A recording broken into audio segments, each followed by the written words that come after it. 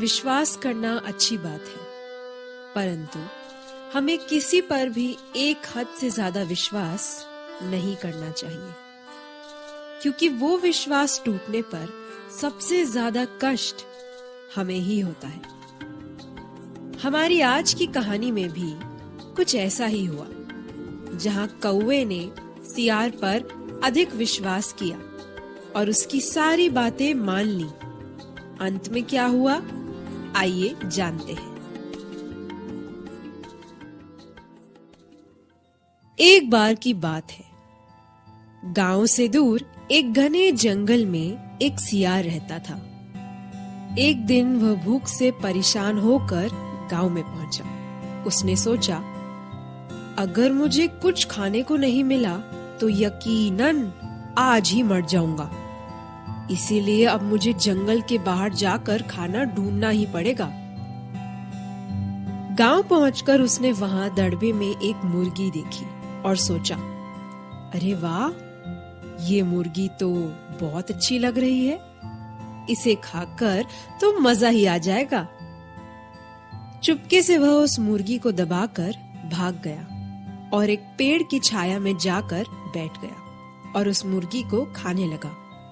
उसने मन में कहा, यहाँ आसपास कोई नहीं है, एकदम शांति है।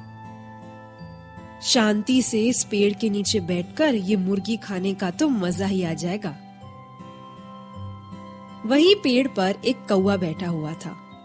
उस सियार को मुर्गी खाते देख कौवे के मुंह से तो पानी ही आने लगा और उसने कहा, ओह मुर्गी, चलो बची कुची हमें भी खाने को मिलेगी। सोचते हुए कौवा काव काव करने लगा। उसकी आवाज सुनकर और बहुत सारे कौवे वहां आ गए। फिर सभी काव काव करने लगे। उनकी काव काव सुनकर उधर से गुजर रहा एक ग्रामीण व्यक्ति रुक गया। जरूर वहां कुछ हो रहा है, चल के देखता हूँ, सोचकर वह पेड़ के नीचे आया और वहां पहुंचकर उसने देखा कि सियार आराम से बैठकर मुर्गी को मारकर खा रहा है। ओह, ये तो हमारे गांव की मुर्गी मारकर खा रहा है, कहते हुए उस व्यक्ति ने अन्य ग्रामीणों को आवाज दी। इससे कई और ग्रामीण वहां एकत्र हो गए, यानी इकट्ठे हो गए। सियार को मुर्गी खाता देख सभी हैरान हो गए और उस पर हमला करने लगे। तब सब ने मारपीट कर सियार को वहां से भगा दिया। सियार के जाते ही कौवे ने अपने साथियों के साथ मुर्गी की दावत शुरू कर दी। क्या स्वादिष्ट भोजन है, आज तो ये खाकर मजा ही आ गया। पेट और मन दोनों ही शांत हो जाएंगे आज तो।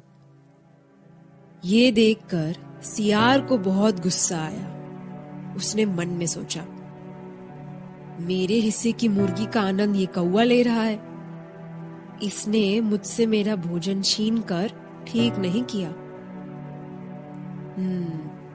इससे तो बदला लेना पड़ेगा। कौवे की वजह से उसका स्वादिष्ट खाना छूट गया था, जबकि कौवा अपने साथियों के साथ उसकी लाई हुई मुर्गी का आनंद उठा रहा था। सियार ने कौवे और उसके अन्य साथियों से बदला लेने की ठान ली। इसे सबक सिखाना पड़ेगा।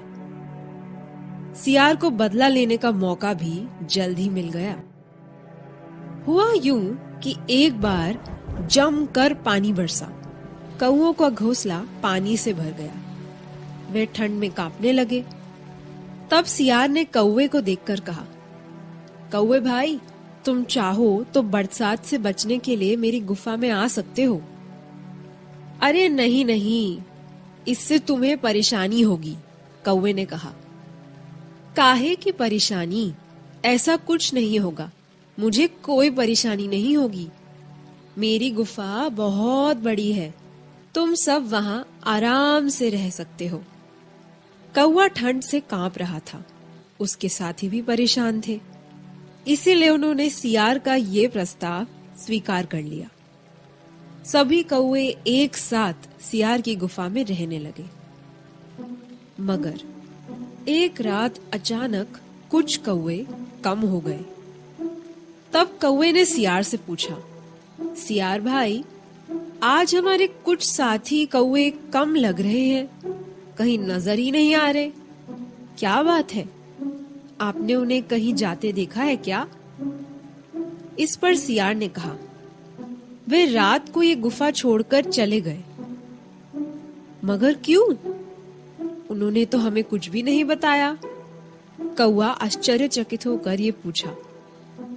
उनका कहना था कि हम अपने काम स्वयं कर सकते हैं, आप पर बोझ नहीं बनना चाहते हैं, इसीलिए वे रात को ही कहीं चले गए। पर वास्तविकता कुछ और थी। असल में सियार पिछले ही रात को ही 10 कौवों को खा चुका था। कौवे सियार के झांसे में आ गए। कुछ दिन बाद फिर कुछ और कौवे गायब थे। इस बार फिर हमारे कुछ कौवे गायब हैं। क्या आपने उन्हें कहीं जाते हुए देखा? रात को वे कौवे मेरे पास आए थे। वे बोल रहे थे कि हमें अपने उन साथियों की बहुत याद आ रही है, इसीलिए हम उन्हीं के पास जा रहे हैं। ये कहकर वो कौवे भी रात को ही वहां से चले गए। कौवे को सियार की मासूमियत से कही हुई ये बात ठीक लगी और उसने इस बार भी उसकी ये कहानी मान ली। जबकि वास्तविकता ये थी कि चालाक सियार फिर से रात को कुछ और कौवों को खा गया था। अगली रात को सब कौवे चुपचाप सो रहे थे। चालाक सियार ने उसी रात शेष बचे कौवों को भी मार कर खा लिया। इसी तरह चालाक सियार ने चतुर कौवों से अपने अपमान का बदला ले लिया। यह एक लोक कथा है, पर क्या हम इस कहानी में कुछ बदल सकते हैं? क्या कौवों को सियार से पहले ही माफी मांग लेनी चाहिए थी, या फिर सियार की ही तरह चालाकी से काम लेना चाहिए था? सोच कर देखना, क्योंकि वास्तविक जीवन में ऐसे कई मोड़ आते हैं जहां चतुर बनने की आवश्यकता होती है। हालांकि चतुर बनने का मतलब ये बिल्कुल नहीं कि हम किसी से बदला लेने पर उतर आए। इस बारे में सोचिए और हमें अपने विचार जरूर बताइए। तो चलिए, अब मैं आपसे मिलूंगी अगली फोक कथा में।